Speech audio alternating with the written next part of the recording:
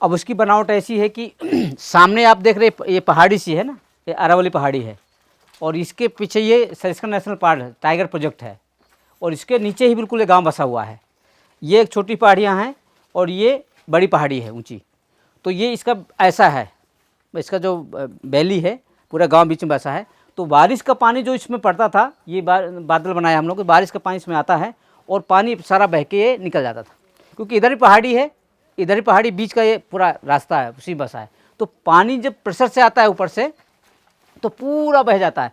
तो ये मिट्टी और खाद सब बहा के जाता था ना, और बड़े बड़े नाले थे और इरोजन भी होता था और उस गांव का पानी बह कर चला जाता था, और बरसात के बाद में कोई पानी की व्यवस्था होती नहीं उस गांव में। तो तरुण भारत संघ ने कि इस पानी को बिल्कुल फ्लो को हमने स्लो किया उस गांव में।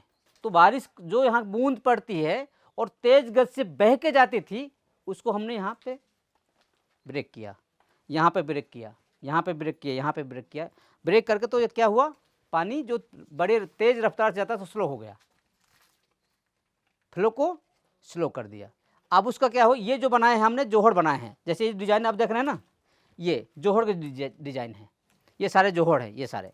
और सबसे पहले हमने यहाँ पे ये चबूतरे वाला जोहड़ बनाया था यहाँ पे, और इस तरह से करके ये पूरा पानी दूसरे गांव में जो इनसे ओवरफ्लो हो जाता है, फिर पानी अगले गांव में जाता है। पूरा पानी नहीं रोका। ये कभी सवाल मन में होना चाहिए कि जो भी पानी बारिश का होता है हम उतना रुका जितना रोकना चाहिए इस गाँव में, जितना उस गाँव का हक है, क्योंकि और लोगों को पानी चाहिए ना नीचे भी। तो जैसे इसमें ये भर गया तो इसे ओवरफ्लो यहाँ से पानी निकलेगा, ये यहाँ आएगा, फिर ये भर जाएगा, ऐसे करके जाएगा, ये नीचे चला जाएगा। हर उसमें ओवरफ्लो बनाया कि भरने के बाद में वो नीचे जाए पानी। और जब भी बारिश का जो रेनफॉल है अगर 500, 600, 400 होता है तो ये एक बार भर के सब ऊपर चले जाते हैं। अगर 150, 100, 200, 300 अगर रेनफॉल है, वो पानी वहीं पर रहता है, वो भर जाते हैं। फिर 3 साल इस गाँव में संकट नहीं है। वो ये जो देख रहे हैं आप, ये बेल्स हैं। दूसरी बात, इस गांव की सबसे बड़ी बात यह है कि इनमें से जो पानी रुकता है, एक भी व्यक्ति इस पानी डायरेक्ट यूज नहीं करता। जो जोहड़ में पानी भर जाएगा ना, वो कितना बड़ा पावरफुल आदमी हो, जोहड़ से सीधा पानी टैंकर में या किसी काम के लिए बेच नहीं सकता। सबसे गांव का ग्राम सभा का, वहाँ के जो विलेज का है, सबसे बड़ा नियम कानून ये है।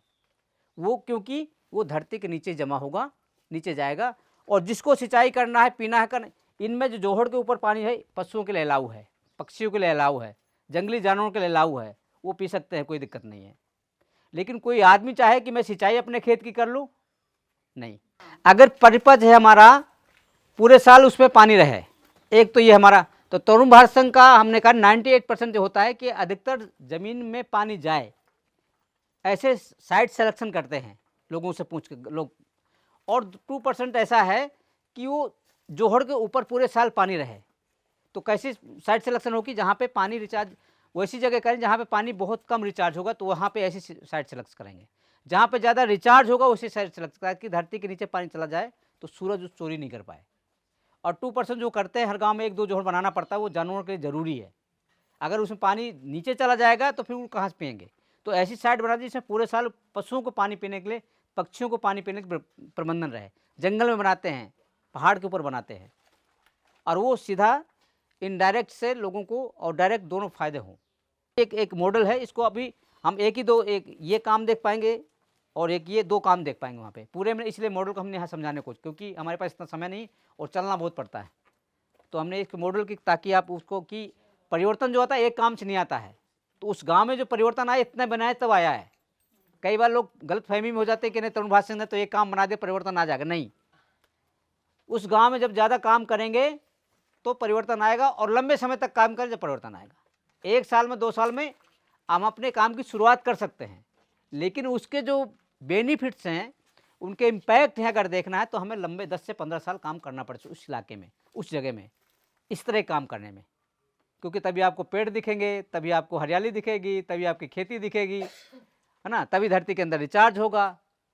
अगर कोई मरी हुई नदी है, सूखी नदी है, तो देखिए, एक तो आप बीच में भी उनको एनीकट बना सकते हैं पानी ब्रेक करने, बाकी दोनों साइडों में आपको पेड़ और एनीकट जोहड़ बनाना पड़ेगा, ताकि जो पानी आता है तो वो मिट्टी इरोजन होकर उसमें डंप नहीं हो जाए। जब ऊपर पानी रुकेगा तो धरती में फिर नीचे आएगा, तो नीचे आएगा तो नदी का पेटा भरेगा फिर, और फिर वो फ्लो होगी। और अगर इसी इलाके में अगर बोर लगा देंगे, ये नहीं बनाएंगे तो नदी सूख जाएगी। अगर ये नहीं हो, अब बोर में पानी निकालेंगे तो 10 साल 5 साल निकलेगा तो नीचे डिप जाएगा, 2000 5000 3000 फीट नीचे जाएगा। इससे का इसका मेंटेन बना रहेगा। कुछ लोग ऐसे होते हैं जो खास करके किसान हैं या पशुपालक हैं, वो लोग ज़्यादा जानते हैं। पढ़े लिखे लोग इसके बारे में इतना नहीं जानते कि किस तरह से कहाँ पानी रुकेगा, क्योंकि उनका जंगल भी देखा हुआ नहीं होता है।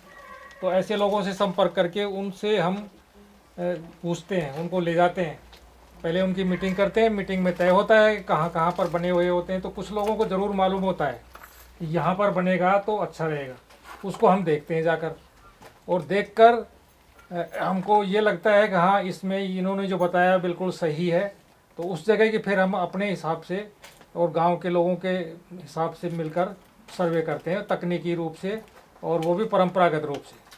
गांव नहीं चाहे, हमने कहा कि गांव नहीं चाहे तो नहीं काम करते ना। तो दोनों तरह की ज़मीनें होती हैं, कुछ अपने खेत में भी करते हैं, कुछ सरकारी ज़मीन में भी करते हैं, कुछ जंगलात में भी करते हैं। और पानी जो है, पेड़ लगाना किसी की ज़मीन हो, फ़ायदा सबको होता है। ये कॉमन सोचना चाहिए कि पेड़ और पानी का काम होता तो ये किसी एक का काम नहीं होता है, भले ही किसी के एक की ज़मीन में हो। कई बार लोग सवाल करते हैं कि भाई मेरे खेत में बना दिया तो धरती के नीचे पानी जाएगा तो पूरे गांव को जाएगा ना। अब मान लीजिए किसी की खेती यहाँ पे है, इसने बना दिया, इसको तो कम ही फायदा होगा, नीचे वाले को फायदा होगा, क्योंकि पानी रुकेगा तो धरती के नीचे बह के जाएगा अंदर अंदर। और ये हमने नक्शे बनाने की कोशिश किया ताकि समझने के लिए, क्योंकि जब कोई पूरे काम को समझना है तो उसको पूरे व्यू को देखना पड़ेगा। तो ये गांव देखिए, ये गोपालपुरा गांव है, ये गांव है ना। यहाँ पे ये पहला काम किया है, और ये फिर ये किया, फिर ये पूरे काम है। और जो हरा हरा देख रहे खेती है, खेती कर रहे हैं ये पूरा। तो ये समझने के लिए पूरा हमने गोपालपुरा का बताया। ये अरवरी रिवर, यहाँ पे राष्ट्रपति आके पुरस्कार भी इस गाँव को दिए भौता कोलाला को 2000 में, 28 मार्च 2000 में ना गुरु जी। और प्रिंस चार्ल्स भी आए थे इस गांव को देखने के लिए, और 3 किलोमीटर पैदल जंगल में गए थे इस गांव को देखने के लिए। तो ये गांव के लोगों ने अपने गांव का पानी का प्रबंधन बहुत अच्छा किया, जंगल का। ये अपनी गांव की सेंचुरी बनाई थी, जैसे सेंचुरी, जैसे टाइगर प्रोजेक्ट होता है ना, सरकारी होता है, एक नेशनल पार्क होता है, इन्होंने अपना खुद का बनाया था, लोक का अभ्यारण्य करके। जो नेशनल टाइगर प्रोजेक्ट की बात करते हैं उसके अंदर गाँव है, देखेंगे। और कांकवाड़ी किला भी है, पीला पानी, जितना वो आप देखें कितना इंटीरियर है, कैसे काम किया वहाँ पे। लाल गर्मी, नीली गर्मी, पीली गर्मी, क्योंकि इसमें कोई वैज्ञानिक शब्द नहीं लिए गए हैं जिससे गांव के लोग भी इसको समझ सकें। तो ये समुद्र है, समुद्र में जब सूरज की गर्मी पड़ती है तो बादल बनता है, बादल आगे आता है। ये इस तरह, इसमें दूसरे नंबर पे दिखाया है, ये थोड़ा आगे आया है बादल, तो नीली गर्मी की तरफ ये बढ़ रहा है। तो इसमें थोड़ा थोड़ा परिवर्तन होने लगता है इन कलर में। लाल का मतलब सबसे ज़्यादा गर्मी वाला क्षेत्र, फिर ये उससे कम वाला, उससे कम वाला, उससे कम, फिर ये हरे, और ये समुद्र है पानी का। फिर तीसरे नंबर पर आगे आते हैं तो फिर ये बरसने लगते हैं। बरसने लगते हैं तो ये विकास की जो लाल गर्मी है वो इधर की तरफ आने लगती है, और वो हरी गर्मी की तरफ बढ़ने लगती है। तो यहाँ पर हमने फिर तालाब बनाए हैं नीचे, चौथे नंबर। इसके बाद की स्थिति ये है, ये तालाब बनाए हैं, ये तालाबों में पानी जाएगा, वो इसमें दिखाया है 5वें नंबर पर। ये बहकर पानी आ गया, इन तालाबों में थोड़ा थोड़ा पानी आता जा रहा है। यहाँ आकर ये तालाब भी ये भर गए हैं, और इनमें से भी जो पानी है सूरज की गर्मी से ऊपर की तरफ जा रहा है और बादल बना रहा है, यहाँ से भी जा रहा है। लंबे एरिया में वो बादल बनता है, और वो जो गर्मी थी, लाल गर्मी, वहाँ पर ख़त्म हो गई है, यहाँ भी ख़त्म हो गई है। ये तालाब पूरे भर गए हैं, और ये भर गए हैं तो इसमें से भी पानी ऊपर जा रहा है उड़कर, और इसमें से भी जा रहा है, और यहाँ आकर ये बरसता है पूरी तरह से, तो ये सारे के सारे भर जाते हैं, और पूरी लाल गर्मी है वो ख़त्म हो जाती है। फिर ये यहाँ पर उसका टेम्परेचर दिखाया है कि जो हम इस तरह काम कर लेंगे तो ये लाल गर्मी ख़त्म होती जाएगी, और हरी गर्मी की ये लाइन ये बढ़ती जाएगी। जहाँ पे लाल गर्मी है मतलब है कि वहाँ फैक्ट्री ज़्यादा हैं, कंक्रीट के जंगल ज़्यादा हैं, तो वहाँ गर्मी ज़्यादा है और टेम्परेचर हाई है। और जहाँ पे नीली है वो समुद्र का पानी है, और जहाँ पे हरियाली है, तो जब सूरज चोरी करता है पानी को, वाष्पीकरण करता है नीली गर्मी से, वो समुंदर से वो भाप बनाते हैं, फिर बादल बनाते हैं, और बादल जब बन जाते हैं तो वहाँ डिस्चार्ज होते हैं जहाँ पे हरियाली होती है, ना कि जहाँ पे कंक्रीट के जंगल होते हैं। वहाँ पे वो जाते हैं, उनका दबाव इतना होता है, गर्मी इतनी होती है कि वो बादल वहाँ से हट के और जहाँ पे ग्रीनरी हरियाली होती है वहाँ बरसते हैं। तो तरुण भारत संघ ने जो काम छोटे छोटे काम किया कि जहाँ पे कंक्रीट ज़्यादा था, जंगल नहीं था, वहाँ पे जगह जगह जोहड़ बनाए। जोहड़ बनाने के बाद उसमें पानी भरा, पानी जहाँ पे जंगल बारिश वहाँ हुई, लेकिन वो पानी बह के वहाँ भी भरा, और फिर वो हरियाली बढ़ी। हरियाली बढ़ने के बाद में 1 जोहड़, 2 जोहड़, 3 जोहड़, जो ज़्यादा जोहड़ जहाँ बनाए तो वहाँ पे क्लाउड्स, मतलब वहाँ के छोटे छोटे बादल बनने लगे, क्योंकि पानी भरा उसमें।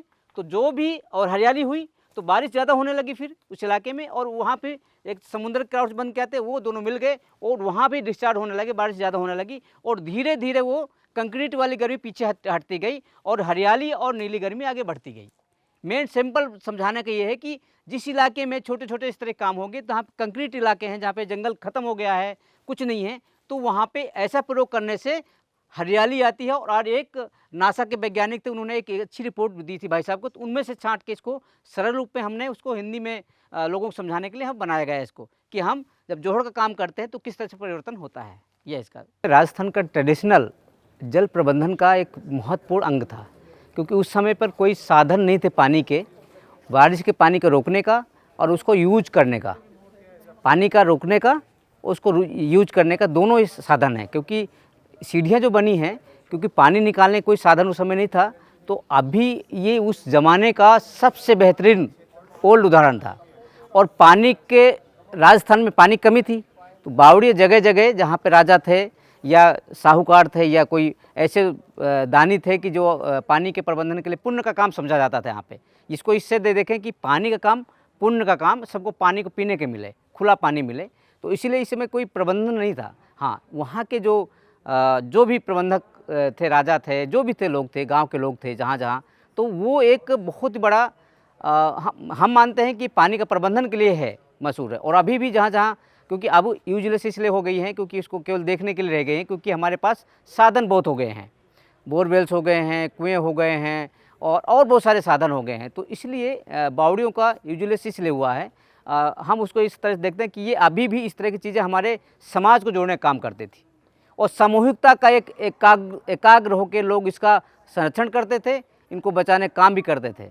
ऐसा केवल ये बावड़ी नहीं है, समाज को जोड़ने का, क्योंकि जब अलग अलग चीज़ें करेंगे तो खुद के पर्सनल लाभ के लिए लोग करते हैं, लेकिन ये सबको जोड़ने का काम करते हैं। सब लोग यहाँ के पानी पिएँ, सब उसका मरम्मत करें, इसको देख रेख करें, और उस वर्षा के एक एक बूंद पानी को यहाँ पे सहेजा जाए। उसकी साफ़ सफाई, क्लीननेस जो होती थी ना, साफ़ सफाई का प्रबंधन, समाज उस आसपास में किसी भी व्यक्ति को ऐसे काम नहीं करने देता तो जो बावड़ी का पानी गंदा हो, खराब हो। तो मैनेजमेंट भी था उसके साथ में, कि कैसे लोगों का मैनेजमेंट था।